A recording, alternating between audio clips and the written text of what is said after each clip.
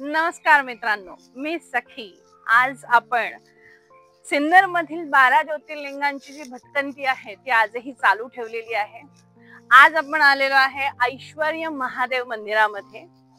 या मंदिराचा इतिहास जो आहे तोही प्रचंड जुना असा आहे आणि मंदिर बघताना जरी छोटं वाटत असेल तरी मंदिर जे आहे त्याचं नक्षीकाम मी इथूनही बघू शकते, अतिशय सुंदर, छान, व्यवस्थित।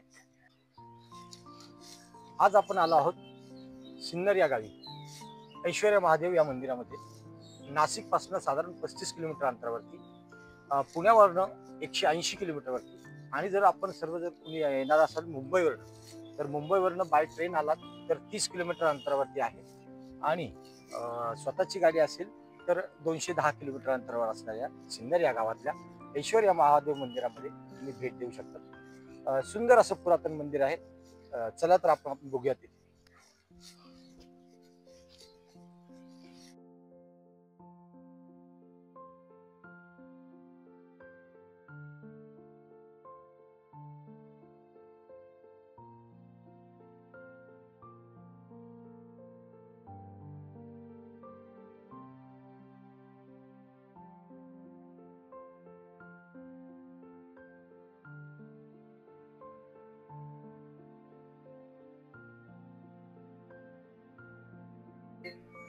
एतान ज्योतिर्लिंगानि सायं प्रातः पठेन सत्यं पापं ओम नमः शिवाय। संपूर्ण ओम शिवाय नमस्तुभ्यं।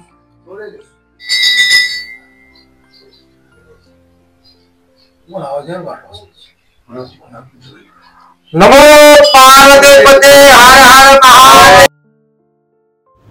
हे ऐश्वरेश्वराचे किंवा आयेश्वराचे मंदिर।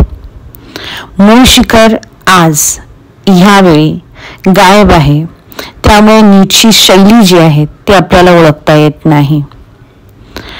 नक्षीदार स्तंभांनी तोललेला सभामंडप, पुढे अंतराळ आणि मग गर्भगृह अशी या मंदिराची रचना आहे।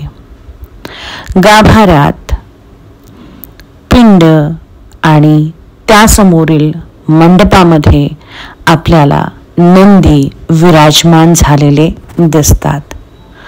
प्रचंड सुंदर असे ऐश्वरेश्वर किंवा आयेश्वराचं मंदिर।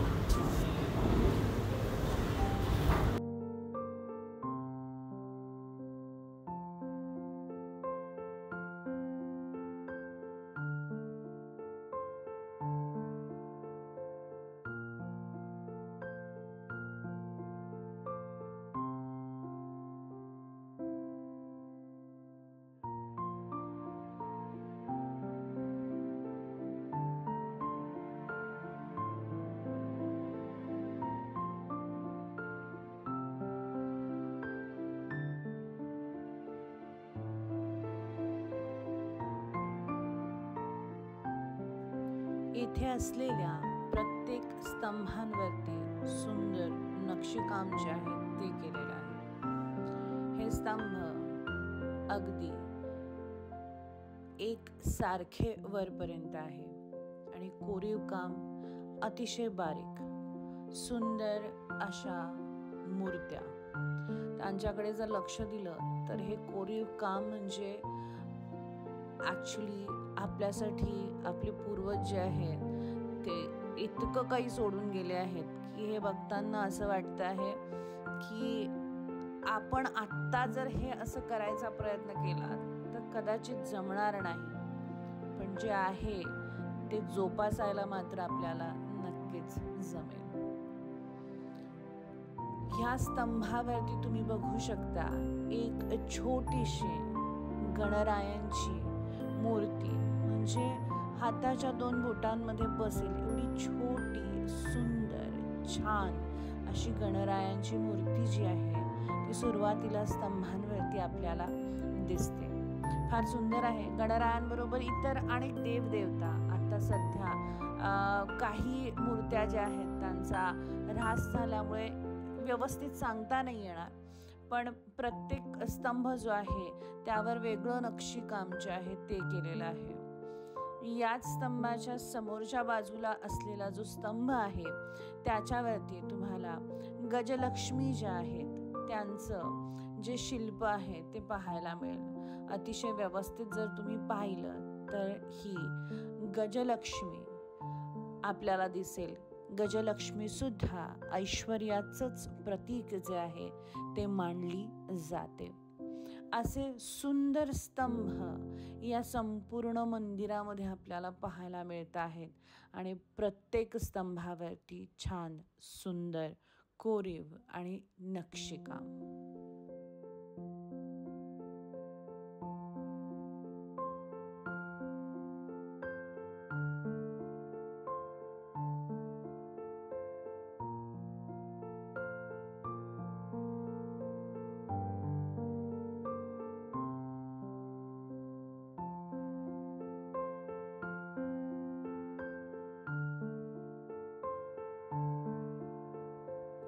अंतराळाचे प्रवेशद्वार तर नाही म्हणता येणार, पण अंतराळात प्रवेश करण्या अगोदर आपल्याला मकर तोरण जे आहे ते पाहायला मिळतं. आपण इतके मंदिरांना भेट दिलेली आहे, पण हे मकर तोरण 2 मकरींच्या तोंडामध्ये आपल्याला हे मकर तोरण जे आहे हे अतिशय प्रचंड सुंदर शिल्प फक्त या मंदिरामध्ये आपल्याला पाहायला मिळालेलं आहे.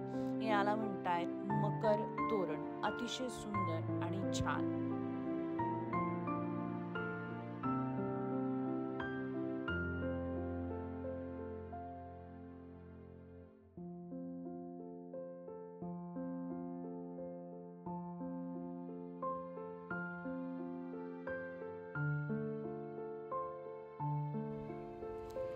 स्थानिक लोकांकडनं मिळालेल्या माहितीनुसार किंवा आम्ही पाहिल्यानुसार या मंदिरामध्ये प्रचंड लोकांची वर्दळ जी आहे ते आपल्याला पाहायला मिळाली. लोक इथे सकाळपासून छान पूजा अर्चना जे आहेत ते करत होते. बरीचशी मंडळी बाहेरच्या प्रांगणामध्ये मंदिराचा सुंदर रखरखाव जो आहे तो करत होते.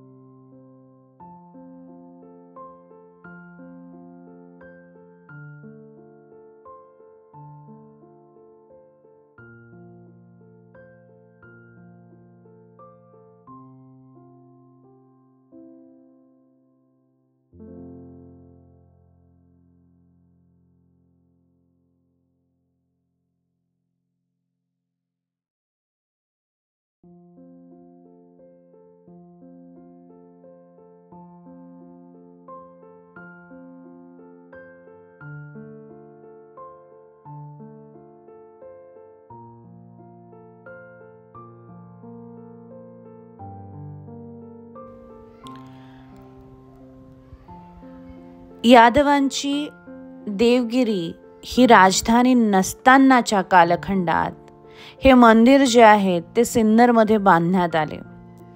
सरस्वती नदीच्या किनारी असलेले हे ऐश्वर्येश्वराचे मंदिर, यालाच अय्येश्वर मंदिर असंही म्हणतात. यादव आयरिमदेव ह्याने हे ऐश्वरेश्वर मंदिर बांधलेले असावे असे मानले जाते.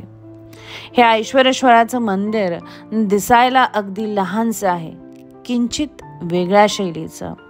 द्रविड किंवा वेस्सर अशा मिश्र शैलींचं असू शकतं. मूळचं शिखर आज गायब आहे, त्यामुळे नीटची शैली जी आहे ती आपल्याला कळत नाही. पण मंदिराचं जे बांधकाम आणि मंदिर जे भक्कम आजपर्यंत उभं आहे ते बघून मनाला अगदी प्रसन्नता लाभते. ह्या मंदिराला मित्रांनो नक्की एकदा तरी भेट द्या. अतिशय सुंदर मंदिर आहे आणि हे बघितल्यानंतर तुमचं मन नक्की प्रसन्न होईल.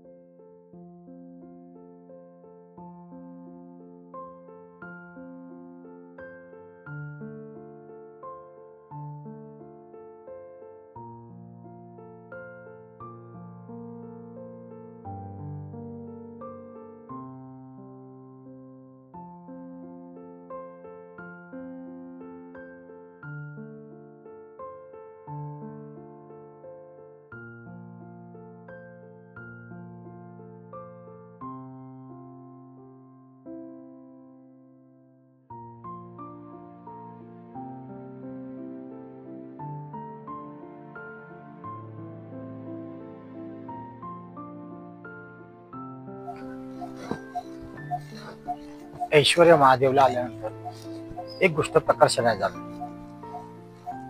की महादेव हे वैराग्याचं प्रतीक असतानाही ऐश्वर्य महादेव हे नाव का असावं. तर या नावाचा उकल असा आहे की या ठिकाणी असणारी ही जी कलाकुसर आहे, स्तंभांवरती असणारे बारीक बारीक नक्षीकाम आहे, हे बघून असं वाटतंय की आजच्या मितीला आपण लाखोने ऐश्वर्य खर्च केलं तरीही असा हा देखावा म्हणा किंवा असं हे सौंदर्य पुन्हा उभं राहायला भेटणार नाही किंवा बघायला भेटणार नाही. त्यामुळे या महादेवाचं नाव जे आहे इतकं समर्पक आहे की श्री महादेव ऐश्वर्य. महाराष्ट्राला सुंदर सांस्कृतिक वारसा लाभलेला आहे आणि आपलं नाशिक जे आहे त्या सांस्कृतिक वारशामध्ये इतकं संपूर्ण आहे. या नाशिकमध्ये इतक्या गोष्टी आहे, पण तुम्ही आम्ही किती वेळा इथे येतो आहोत. बऱ्याच आपल्याला बऱ्याच गोष्टी ज्या आहेत त्या माहिती नसतात, पण आपण ही जर धरोहर, ही जी संपत्ती आपले पूर्वज आपल्यासाठी सोडून गेली आहेत ती आपल्या पुढच्या पिढीपर्यंत नाही पोहोचवली तर कदाचित ह्या इतिहासाचा ऱ्हास होईल. तसं होऊ नये यासाठी तरी आपण अशा मंदिरांना भेट जी आहे ती दिली पाहिजे. फार जास्ती लांब नाही आहे. नाशिक मध्ये असणाऱ्यांना सुद्धा बऱ्याच जणांना या मंदिरांबद्दल माहिती जी आहे ती नाही आहे. करून द्या ही माहिती. या मंदिरांकडे एक संध्याकाळ, सकाळ किंवा एखादा पूर्ण दिवस घालवण्यासारखी जागा आहे. या इथे कधीतरी. देव सगळ्यांना ही प्रसन्नता, हे ऐश्वर्य कायम सदैव देव, हीच आमची या महादेव चरणी प्रार्थना. महादेव आणि मित्रांनो, आमच्या चॅनलला तुम्ही लाईक करा, सबस्क्राईब करा आणि आमचे व्हिडिओ तुम्हाला नक्कीच आवडत असतील.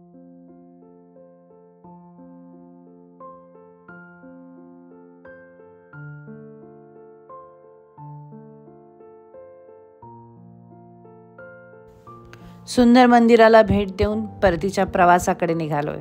पुन्हा भेटू नवीन एखाद्या सुंदरशा मंदिरामध्ये नवीन भटकंती करताना. चला मित्रांनो, आमचे व्हिडिओज जे आहेत ते तुम्हाला जर आवडत असतील तर नक्की आमच्या चॅनलला लाईक आणि सबस्क्राईब करा.